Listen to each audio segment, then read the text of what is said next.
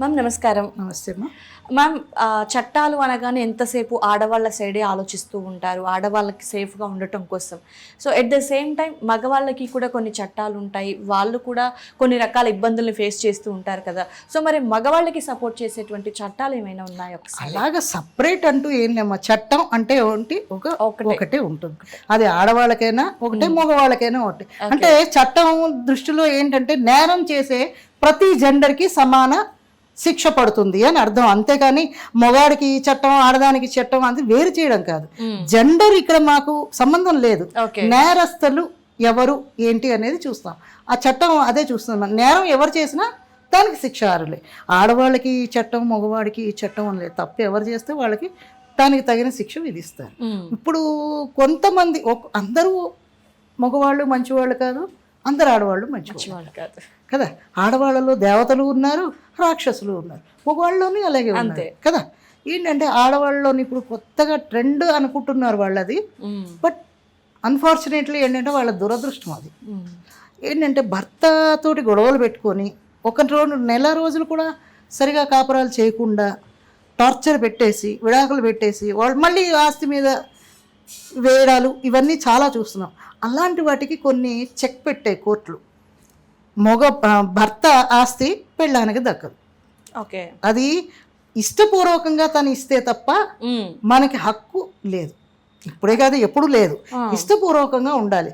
నాకు ఇష్టం, నా భార్యకి నేను రాస్తాను అంటే ఓకే.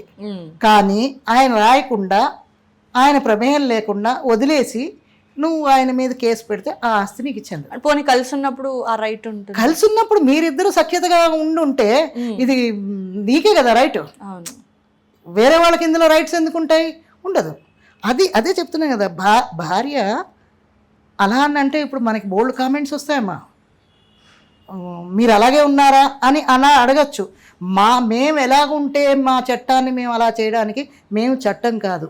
చట్టం వేరే, మేము వేరే. మేము ఓన్లీ మీకు న్యాయం తెప్పించే న్యాయమూర్తులను తప్ప వేరే ఏముండదమ్మా.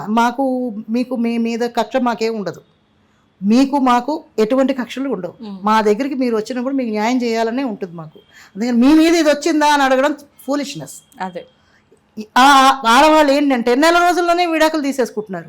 మాకు ఆస్తి వస్తుందా అంటే మేము కావాలని అంటున్నాం, వెయ్యమ్మా వస్తే వస్తుందంటాం, కానీ రాదు. ఓకే, రాదు. ఎలా వస్తుందమ్మా? నువ్వు పెళ్లి చేసుకోకుండా ఉంటావా జీవితాంతం? ఉండవు. వాడేమన్నా పెద్ద శుద్ధపూస పెళ్లి చేసుకోకుండా ఉండడానికి? శుద్ధపూస అని కాదు, ఉండలేరు, చేసుకోవాలి కదా. జీవితం అంటే ఏంటి? ఒక యాక్సిడెంట్ అయింది అనుకో, కాలు విరిగిపోయిందని దాని మొత్తాన్ని దగ్గొట్టేస్తావా? దానికి ఏదో స్క్రూలు బిగించి నడిపిస్తావా? నడిపించాల్సిందే. ఇది కూడా అంతే. ఫస్ట్ వైఫ్ అనేది ఒరిజినల్ కాలు. ఓకే. సెకండ్ వైఫ్ స్క్రూలు పెట్టుకునైనా నడిపించుకోవాలి. ఓకే ఓకే, బతకాలి కదా. ఇవి అంతే. అంతేగాని మొత్తం మగాడి మీదే వేసేసి నేరం, లేదా మగాడు ఆడదాని మీదే వేసేసే నేరం, అది తప్పమ్మ. ఏంటంటే ఇద్దరిలోని సఖ్యత ఉంది అంటే అప్పుడు మొగాడి ఆస్తిలో ఆడదానికి హక్కు ఉంటుంది, ఆడదానికి ఇచ్చిన పుట్టింటి ఆస్తి మీద మొగాడికి హక్కు ఉంటుంది. అది హక్కు కాదు, ప్రేమ. కలిసి ఉన్నప్పుడు అంతే. అంటే మేము మామూలుగా చూస్తుంటాం కదా, ఆడవాళ్ళని ఇంట్లో పెట్టేసి గృహహింస చట్టం కింద కేసులు పెడుతూ ఉంటారు కదా మగవాళ్ళు. సేమ్ కొంతమంది ఆడవాళ్ళు మగవాళ్ళని కూడా గృహహింస చట్టం మొగాడికి కూడా వర్తిస్తుంది. డొమెస్టిక్ వైలెన్స్ అనేది ఆడవాళ్ళకు ఒకటే కాదు, ఇద్దరికి. బాధితుడు ఎవడైనా సరే, ఐదారు మగవాడైనా ఐదారు ఆడపిల్లైనా ఇద్దరికి వర్తిస్తుంది గృహహింస. మగవాళ్ళు కూడా గృహహింస పెట్టచ్చు, డొమెస్టిక్ వైలెన్స్.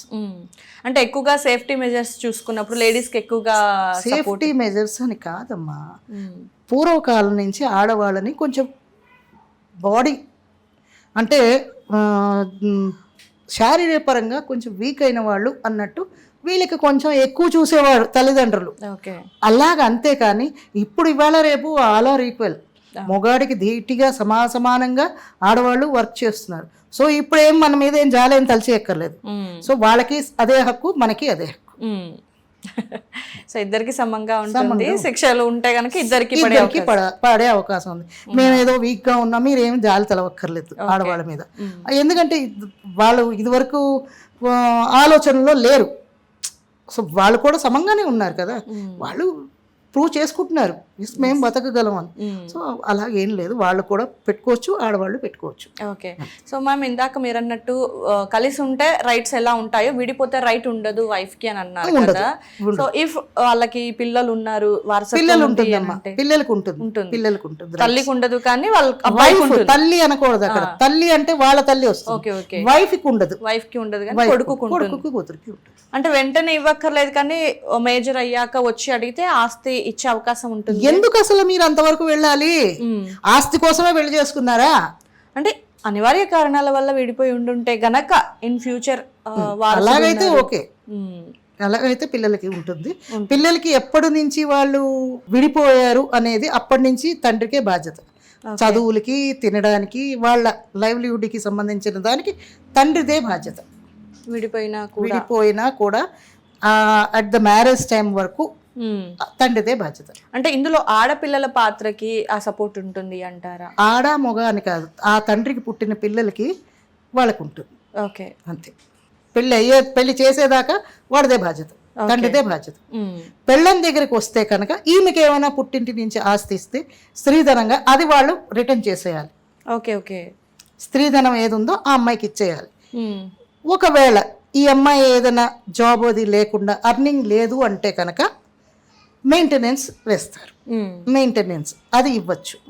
ఇవాళ రేపు మెయింటెనెన్స్ తీసుకున్న వాళ్ళు ఆడవాళ్ళు చాలా తక్కువ, ఎందుకంటే అవసరం లేదు, వీళ్ళు బతకగలరు. ఇన్ఫ్యాక్ట్ ఏంటంటే మొగాడి కన్నా ఎక్కువ అర్నింగ్ చేసే ఆడవాళ్లే ఉన్నారు. అవును, శాలరీలో. సో అంత నెసిటీ ఏం లేదు. ఒకప్పుడు ఏంటంటే ఆడవాళ్ళు బయటకు వచ్చేవాళ్ళు కాదు, వాళ్ళకి ప్రపంచ జ్ఞానం ఏంటో తెలిసేది కాదు, వాళ్ళు బతకలేరు అని ఒక ముద్ర ఒకటి పడిపోయి ఉండేది కాబట్టి అప్పుడు భరణం తీసుకున్నారు, అదొక అర్థం ఉంది. ఇప్పుడు వాడిచ్చేదేంటి భరణం? ఈవెన్ దో కోర్టు రిలీజ్ చేసిన స్టేట్మెంట్ కూడా ఇదే మ్యామ్, నువ్వు నువ్వు చదువుకొని ఎడ్యుకేటెడ్ పర్సన్ అయ్యి నువ్వు సంపాదించగలిగినప్పుడు నీకు భరణం వచ్చే అవకాశం కూడా లేదు అన్నట్టుగా. అదే చెప్తున్నాం కదా, అందుకనే మనం అడగద్దు అసలు, మనం డిగ్రేడ్ ఎందుకు చేసుకోవటం ఆడవాళ్ళని, మనం ఎందుకు తక్కువ? వరకట్నం కింద అమ్మాయి తరపు అబ్బాయికి ఇచ్చినటువంటి ఆ వరకట్నం డబ్బు కూడా రిటర్న్ చేయాలంటారా? వరకట్నం ఒకవేళ ఇస్తే కనుక, వరకట్నం ఏమి డైరెక్ట్ గా ఏమి ఇవ్వరు, ఏవో ఖర్చులకి అని ఇస్తారు, ఇయ్యాలి. ఇచ్చేయాలి. గోల్డ్ పెట్టినా, వరకట్నంగా ఇచ్చిన, పెళ్లికి ఇంత ఖర్చు అయిందని అన్నా అది ఇచ్చేయాలి. ఓకే, పిన్ టు పిన్ అన్ని కౌంట్ చేసి ఇచ్చేయాలి, అన్ని కౌంట్ చేసి ఇచ్చేయాలి. అది భరణం కింద లెక్క రాదు, వాళ్ళ తల్లిదండ్రులు ఇచ్చారు కదా, ఇచ్చారు కాబట్టి భరణం మళ్ళీ సపరేట్. భరణం అనేది ఏంటంటే, భరణం అంటే అది మొరటగా అనిపించిందని మెయింటెనెన్స్, అదే బతకాలి కదా అన్నట్టు. అది ఏంటి, ఈ అమ్మాయికి ఉద్యోగం సద్యోగం లేకపోతే అది అసలు ఆడవాళ్ళు తిరగబడాలి, నువ్వు నాకు ఇచ్చేది ఏంటి భరణం అని, అంతే కదా. నీకే కేపబిలిటీ ఉంది, 10 మందిని పోషించే కేపబిలిటీ, నువ్వు అనవసరంగా ఈ భరణం అని తీసుకోకుండా, మెయింటెనెన్స్ నువ్వు వేయకుండా పిల్లలకి హక్కు తీసుకో. నీకు ఆస్తి ఎందుకమ్మా, నీ కాళ్ళు చేతులు సరిగ్గా ఉంటే అంతకన్నా ఎక్కువ సంపాదించుకోవచ్చు. అవును కదా. Yes ma'am, thank you ma'am, thank you so much.